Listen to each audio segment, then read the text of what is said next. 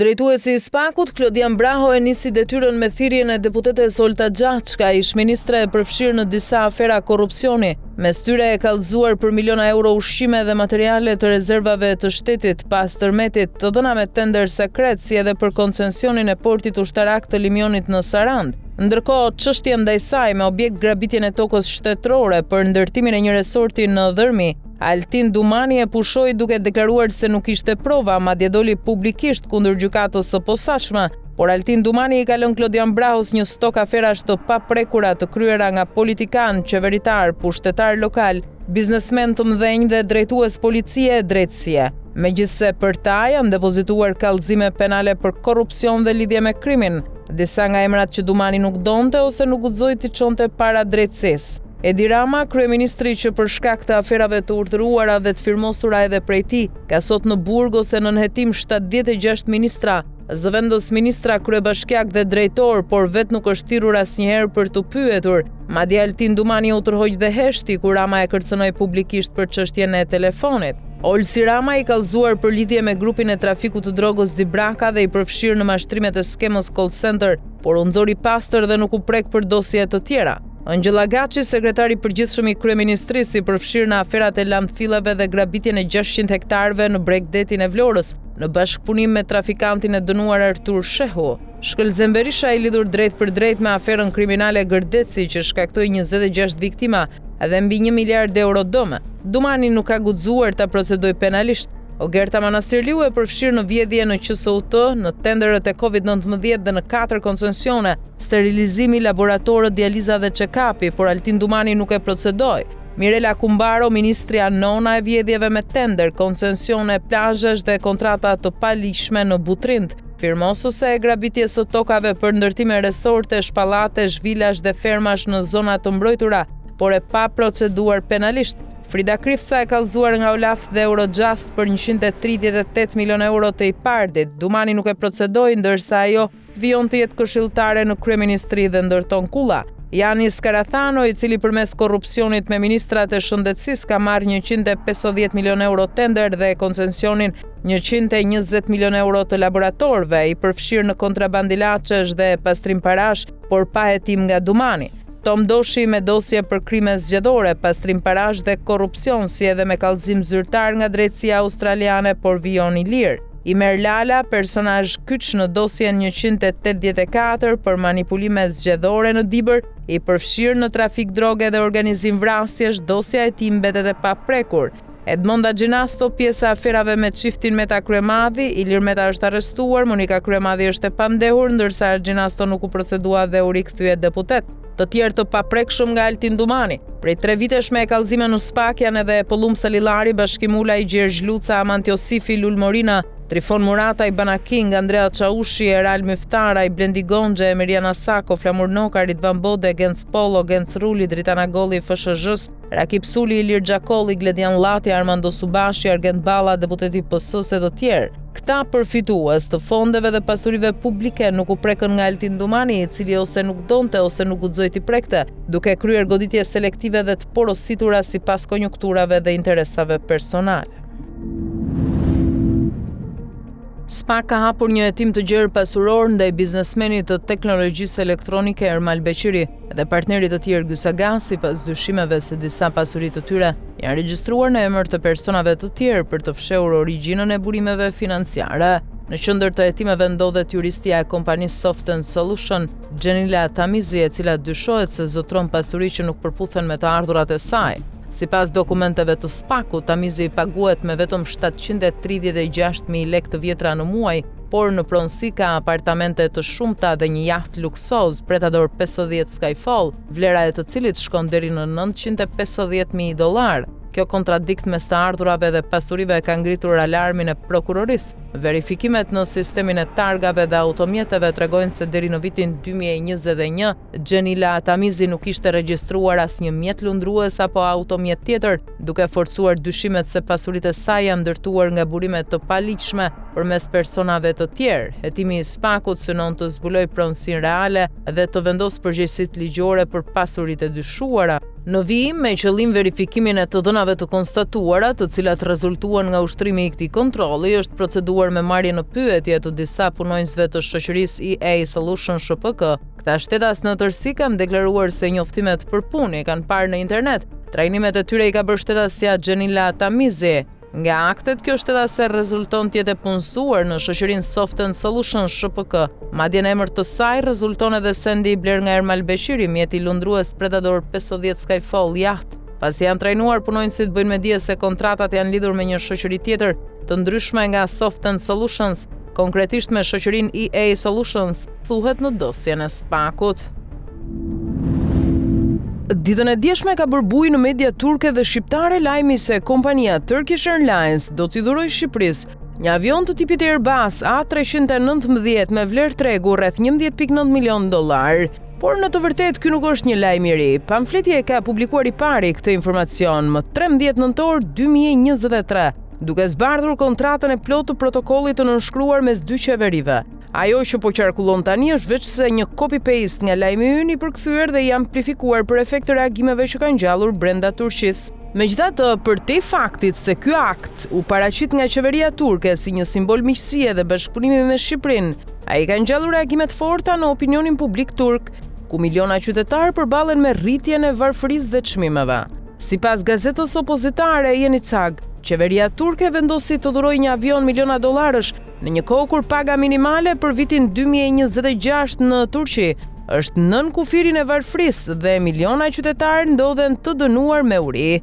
Lajmi për dhurimin e avionit u botua zyrtarisht në fletoren zyrtare të Turqisë, duke e bërë marrëveshjen të detyrueshme.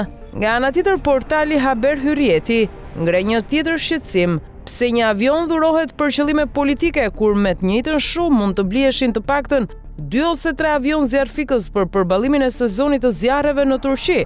Sipas të dhënave të tyre, me $12 milion mund të bliheshin deri në 3 avion Canadair CL-215 të përdorur për shuarjen e zjarreve.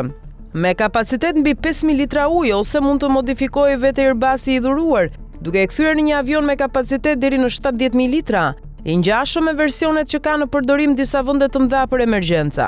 Në një vend si Turqia, ku çdo verë përballet me zjarre masive dhe kapacitete të pamjaftueshme për shuarjen e tyre, kritikat ndaj dhurimit të avionit janë të ashpra dhe të drejtë për drejta, duke e cilësuar vendimin si show politik në vend të një politike efektive të menaxhimit të krizave kombëtare. Trafikanti peshkatar Gjergj Luca, klient dhe Tellal Lëpirës i kryeministrit Edi Rama, përveç se në Facebook ka sulmuar ish-ministrin Arben Ahmetaj, edhe në emisionin televiziv të Grida Dumës dhe në televizionin MCN.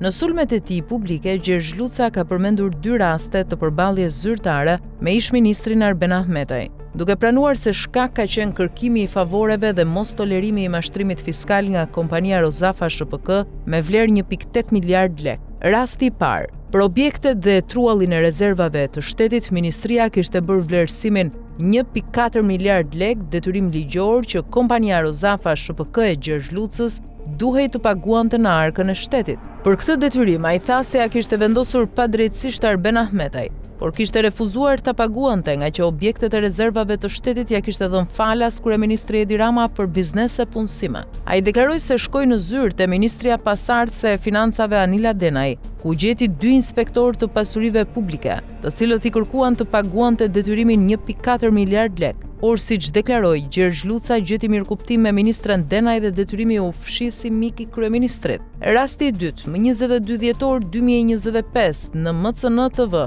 Gjergj Luca tha: kur Arben Ahmetaj ishte ministri i financave, kishin shkuar për kontroll tatimorët e biznesi im dhe nuk largoheshin pa vendosur gjobë, nga që nuk përdorja fatura tatimore dhe kërkonin detyrimet ndaj shtetit. I telefonova ministrit Ahmetaj dhe i thash: kanë shkuar tatimorët e biznesi dhe duan të më gjobisin. Ti e ke dhënë urdhrin apo Edi Rama? Ndërsa ai më tha: para ligjit nuk vë asgjë, duhet zbatuar. Detyrimi financiar që Gjergj Luca i kishte fshehur shtetit nëpërmjet mospërdorimit të faturave tatimore ishte 400 milion lekë, të cilat, duke shfrytzuar lidhjet me kryeministrin Edi Rama, ja hoqën tatimet. Këto 2 raste dëshmojnë se Arben Ahmetaj ka zbatuar ligjin, ndërsa trafikanti peshkatar Gjergj Luca po e sulmon nga që ai i kërkoi zbatimin e ligjit të mos mashtronte shtetin dhe të paguante detyrimet tatimore. Zbatuesi i ligjit, ish-ministri Arben Ahmetaj ka rezultuar edhe në dosjen e SPAK-ut, ku hetimet kanë vërtetuar se ai kishte kundërshtuar 4 herë firmosjen e financimit për landfillin e Tiranës. Një shqetësim i madh po ngrihet mbi Agjencinë Kombëtare të Barnave dhe Pajisjeve Mjekësore, që në ndikimin e drejtpërdrejtë të Klodiana Llojbeut dhe Rasim Hamzarajt po duket se e ka lënë pas krahave detyrën për të mbrojtur shëndetin publik. Në qendër të alarmit qëndron medikamenti antitumoral Nilotinib, i prodhuar në Maltë dhe shpërndar nga kompania farmaceutike Megafarma. Burimet besueshme tregojnë se ky produkt nuk ka kaluar kriteret laboratorike fillestare, por pavarësisht dështimit është lejuar të vazhdojë në procesin e regjistrimit. Sipas informacionit të siguruar, mostrat e para kanë rezultuar problematike dhe më pas janë zëvendësuar me mostra të tjera, duke mundësuar vijimin e procedurës. Kjo praktik përbën një shkelje serioze të sigurisë farmaceutike dhe rrezikon drejt për drejt jetën e pacientëve onkologjik. Pyetjet janë të qarta: pse u pranua zëvendësimi i mostrave, kush e mori këtë vendim dhe pse? Apo funksionon Agjencia e Barnave si garant i sigurisë apo vetëm si një mënyrë formaliteti? Top Channel kërkoi sqarime nga agjencia lidhur me aplikimet për autorizim të tregtimit të Nilotinib gjatë vitit 2025, analizat e kryera, rezultatet e tyre dhe masat e marra ndaj operatorëve që kanë dështuar në standardet laboratorike. Publiku ka të drejtë të dinë nëse këto praktika janë refuzuar apo kanë kaluar pa ndëshkim dhe cilët operator kanë marrë autorizimin për tregtim. Ky skandal është një rast që meriton vëmendjen e SPAK-ut për të zbardhur abuzimet dhe për të mbrojtur pacientët, të cilët duket se aktualisht po lihen në dorë të interesave financiare të pak njerëzve të fuqishëm në sistemin shëndetësor. Shëndeti nuk mund të jetë kurrë formalitet administrativ. Ditën e mërkurë, pamfleti publikoi skandalin e rëndë se ministri i drejtësisë Besfort Lamallari nuk ka certifikat sigurie CSP. Kusht ligjor të cilin kryeministri Edi Rama e ka shpërfillur, duke emëruar në këtë post të rëndësishëm, fakt që dëshmon se edhe gjatë 7 viteve si zëvendës ministër i brendshëm nuk ka pasur certifikat sigurie. Por dokumenti zyrtar që po publikojmë sot vërteton se edhe drejtori i përgjithshëm i Policisë së Shtetit Ilir Proda nuk ka pasur dhe nuk ka certifikat sigurie, për shkak të mungesës së integritetit dhe mungesës së besimit për të kryer detyra të larta në polici. Edhe në procedurën për emërimin e Ilir Prodës, kryeministri Edi Rama shpërfilli dhe shkeli ligjin për integritetin e personave që emërohen në funksione të larta të luftës kundër krimit dhe sigurisë kombëtare, ku kushti i parë është besimi shtetëror ndaj tyre. Mungesa e certifikatës së sigurisë për Ilir Prodën u konstatua gjatë hetimit dhe rivlerësimit të integritetit dhe figurës, fakt që përbën skandal të rënd në emërimin e tij si drejtori i përgjithshëm i policisë, post në të cilin qarkullojnë informacionet e brendshme dhe ato të agjensive partnere të SBA-BE-s për sigurinë dhe grupet kriminale. Drejtoria e Sigurimit të Informacionit të Klasifikuar, DSIK, me shkresën e datës 25 maj 2023, informoi Komisionin e Vettingut dhe Agjencinë e Mbikëqyrjes Policore se kryepolici Ilir Proda nuk ka certifikat sigurie CSP, por mungesa e certifikatës u kalua në heshtje. Sipas dosjes personale në Drejtorinë e Sigurimit të Informacionit të Klasifikuar, Ilir Prodës ju hoq certifikata e sigurisë në muajin prill 2022, kur ishte zëvendës drejtori i Policisë së Qarkut Elbasan, pas raportimit të Shishit për krijim lidhjesh me eksponent të krimit në Elbasan, Tiranë dhe Durrës.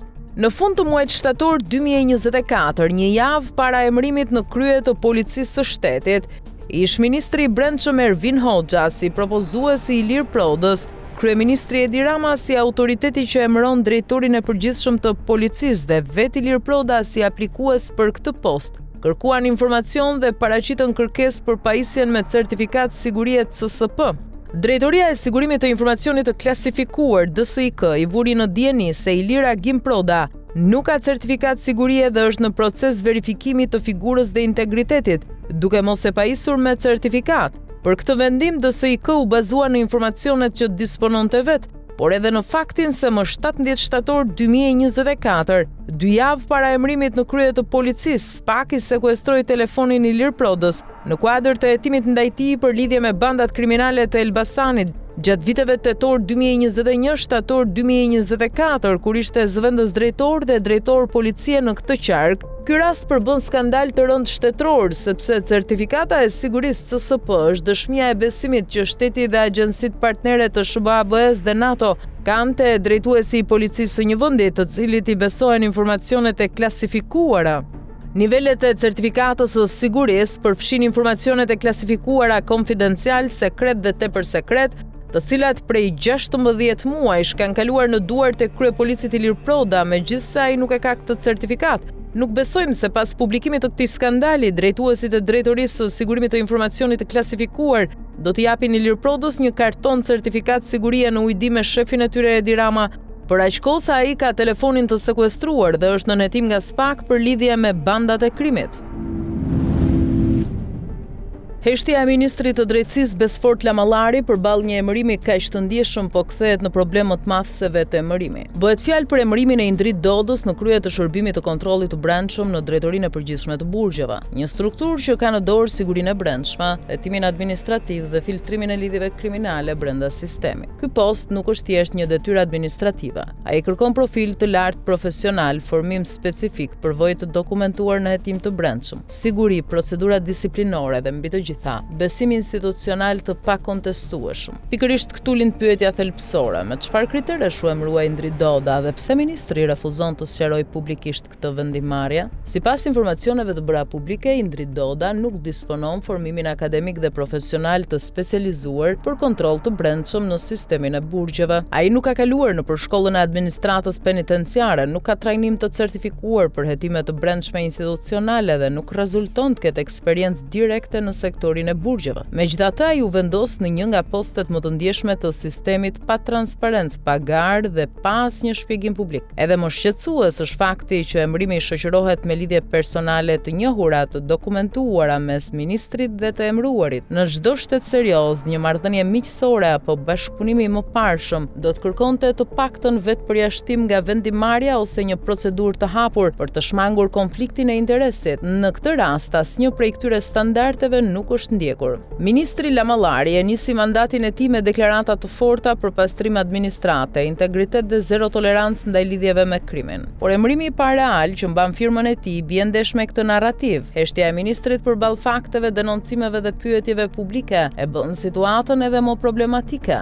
Sepse nëse sot ministri nuk flet, nesër mund të jetë shumë vonë. Problemet në burgje nuk shfaqen menjëherë. Ato ndërtohen në heshtje, përmes tolerimit të lidhjeve, mbylljes së syve, pastrimit të profesionistëve dhe krijimit të rrjeteve të besnikërisë personale. Dhe kur shpërthejnë, përgjegjësia politike bie drejt për drejt mbi atë që ka bërë emërimin. Ky nuk është një sulm personal, është një kërkesë legjitime për transparencë. Ministri i Drejtësisë ka detyrimin ligjor dhe moral të shpjegojë pse u anashkaluan kriteret profesionale, pse nuk u zhvillua një procedurë konkurruese, pse u zgjodh pikërisht një person pa formimin përkatës. Doda ka vetëm shkollën 3 vjeçare të policisë dhe jo master, siç e parashikojnë kriteret, dhe pse deri tani ka zgjedhur heshtjen. Në një sistem drejtësie që pretendon reform, heshtja nuk është neutralitet, heshtja është zgjidhje dhe në këtë rast, zgjedhja e ministrit po rrezikon të kthehet në një përgjegjësi të rëndë politike, institucionale dhe penale në të ardhmen.